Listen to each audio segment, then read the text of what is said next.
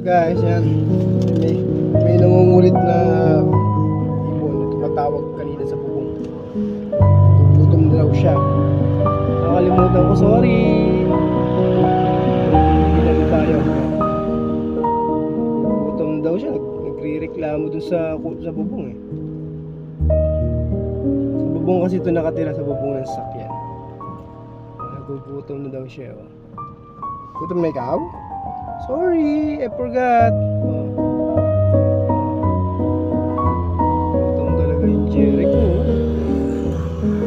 Jerry na kulit.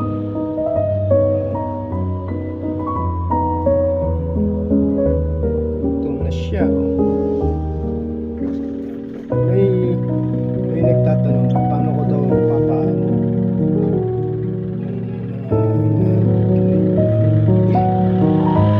Sila naman ang masasagot ko dyan. Ano lang, tamang banding lang sa kanila.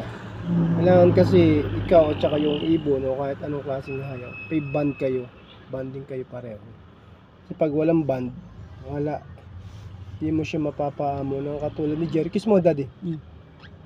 Very good. Ito, may pagkain ka pa eh. Kiss ulit, kiss ulit. Very good. One more. One more. Diba? Ang bait ni Jerry. Alright. Magbabay ka na. Bye-bye. Bye-bye. Bye-bye na. Bye-bye. Bye-bye.